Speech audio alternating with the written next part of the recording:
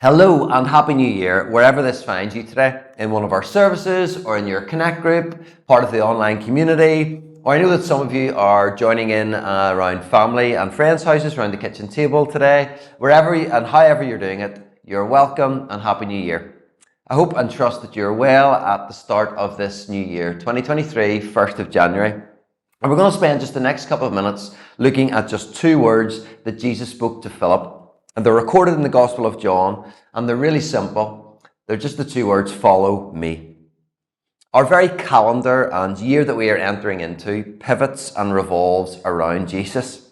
And so too his call on our lives. We are also called to pivot and revolve around Jesus. Follow me. Jesus invites Philip in John chapter 1, verse 43 to follow me. He gives Philip a direction to go in the direction of Jesus himself. And so Philip does. He moves and he goes. Philip shows intention. And so this morning we want to look at two aspects with these two words, follow me, and that is direction and intention. I remember climbing in the Mournes with our three boys, and as we were heading up to the saddle, which is between Slieve Donard and Slieve Commodore, they were getting it a bit tight. I mean, obviously I wasn't getting it a bit tight. I was fine. But we stopped them and we paused. We took a moment and actually says, guys, look back. Look back to where you've come from. And they were amazed at how far they had actually come. There was still a way to go, but they were amazed at how far they had actually come. But it was only by stopping and looking back could they appreciate that. Could they see that? Could they see the distance covered?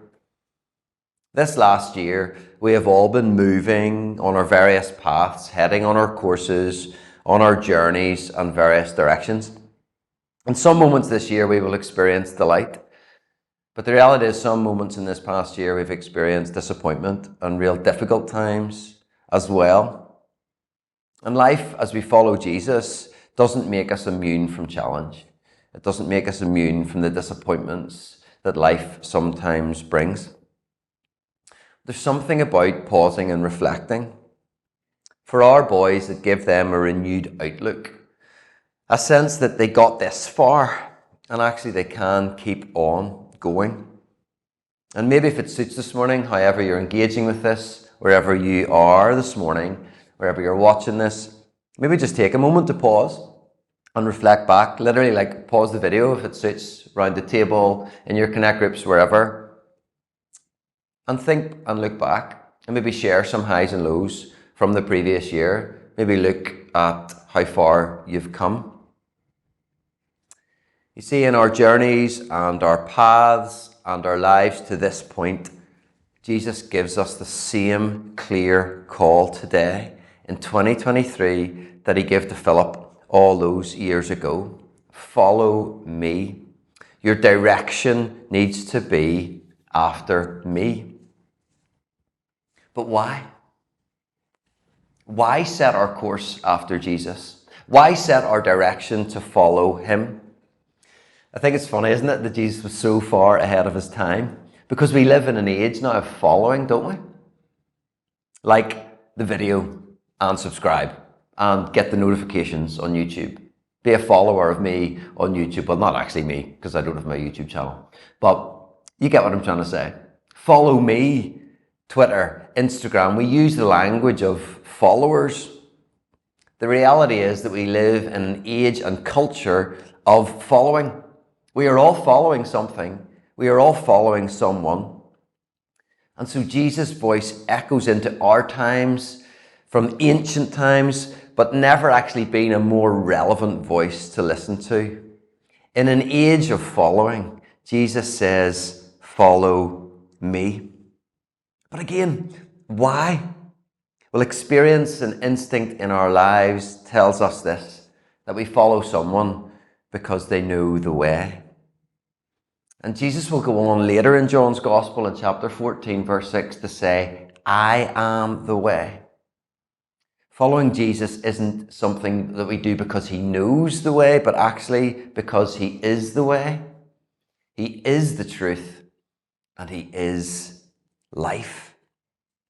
This clear, directional call that Jesus makes to follow him echoes just as loudly today in our culture, because there are other ways to go. There are other people and other things that are asking you to follow them. There are other ways out there of thinking, acting, being, behaving.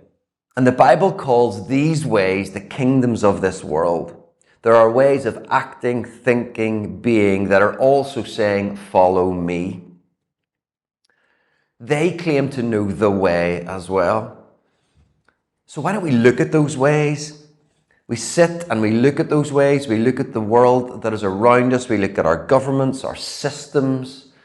We look at what they promise, but honestly, what is delivered? I would say little. They claim to know the way. They claim to have truth. They claim to have all of these things. But in reality, as Proverbs 14:12 tells us, these are ways and kingdoms that seem right to humanity, but ultimately they lead to death. The reality is that humanity can't solve humanity's problems. And the cycles just repeat of injustice, of war, of oppression, of hurt. Humanity can't cure itself. The sin problem in humanity was caused by humanity but cannot be cured by humanity.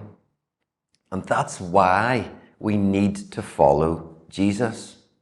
The way, the truth, that doesn't lead to death like the kingdoms of the ways of this world that are also asking us to follow them, but the way of Jesus leads to life. And not just life, because Jesus also goes to say, I want to bring you life in its fullness, in its abundance. So Jesus calls us to follow him, be his disciple. Language today perhaps would be better, be his apprentice. You see, Jesus offers an alternative life. Jesus offers a call to follow him, an alternative life under his rule and his kingdom. Remember, we talked about the kingdoms of this world. They want to rule and reign us. And Jesus offers us an alternative way, following him in his kingdom, under his rule and his way. A kingdom that he would go on to say to Pilate in John 18 is not of this world. This is an alternative kingdom. Not like the aimless, lost and death-bringing kingdoms of this world. His kingdom is him, his way, his truth, his life. And so the direction of the call of Jesus is to follow him, his way, his truth, his life. And we want to be a people at CFC who are together moving in the direction that Jesus is calling us to. And so for the rest of January, we're going to look at the way of Jesus and some of the rhythms and practices that he leads us in. As we follow Jesus, we want to see his footprints, how he handles the world he is in. Who are the people that he meets? What are the attitudes that he takes to them? What is the love that he shows? We want to follow closely to pick up his habits, his behaviours, his heart. And as I shared with some guys recently, I'm that guy that when I hang around people from a different country or a different part, even of Northern Ireland, I tend to pick up their accent a wee bit. My family get really embarrassed by it. But we want to be those people actually who've spent so much time with Jesus, we actually start to pick up his accent. We want to follow him that closely. We want to move in that way. Having a direction is great. And Philip gets his invitation to direction, but he then shows his intention. He moves. There is action. Because to have direction is great, but direction needs intention. To live an alternative life in the way of Jesus means we intentionally say yes to him and his ways and intentionally no to other ways. My boys love surfing, and from a young age, Leanne and I were really clear to them when they entered the water. Make sure you know where you entered.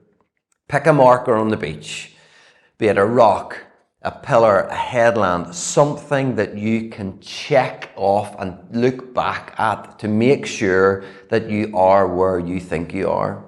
You know where you entered the water, and where are you in relation to that? Because what they can't see and are not aware of and can't feel, but is a reality and is there, is that there is a current that is trying to take them somewhere else. They can't feel it, they can't see it, but there is a current that's trying to take them somewhere else. And so knowing where you are and being intentional about staying there on the path, on the direction that you're on, is really, really important. In the summer, they are now a little bit older, and now they think they don't need to listen to us. I mean, of course they do. But Reuben in particular was paying no attention to the current. He didn't pick his headland point. And as I watched him just drift further and further and further down the beach, he just became this sort of blob of blonde curls down the sea somewhere. Eventually he realised and got out and looked around and couldn't see us at all, and he had a long walk back to the car. You see, we've got to be intentional. Intention helps our direction. That checking in and a few strokes against the current would have kept Reuben and kept our boys in the place they needed to be. And to follow Jesus, we need to have intention to help our direction. And as we begin this new year, over the next 4 Sundays, we are going to look at that aspect of spiritual practices and rhythms that will help us to follow Jesus. We, as a church family together, it's important as a side note that when Philip shows his intention, he goes and gets Nathaniel, and they're going to do this thing of following Jesus together. So that's really important, I think, that we are doing this together. And part of his action was to get Nathaniel to go in the direction with him. And so we are going to see what we need to intentionally as a church remove from our life and intentionally put in to help us follow Jesus. We're going to do a bit of self-reflection next week across all of our sites. And then we're going to look at the discipline, the rhythm, the practice of submission. We're going to look at the practice and the rhythm of studying Scripture. And then we're going to look at the practice and submission of Sabbath as we follow the way, the truth, and the life that is Jesus. Jesus calls us to follow him. Let's continue to be a church that says yes to his call. There's going to be some words that will appear on the screen. And I'd love to finish our time together this morning with a prayer. It's adapted a bit from the Methodist tradition. And this is an intentional response to Jesus' call to follow him in our lives. Why don't you pray with me? We are no longer our own but yours. Put us to what you will. Rank us with whom you will. Put us to doing. Put us to suffering. Let us be employed for you or laid aside for you, exalted for you or brought low for you. Let us be full. Let us be empty. Let us have all things. Let us have nothing. We freely and wholeheartedly yield all things to your pleasure and disposal. You are ours and we are yours. We choose to follow you. Amen.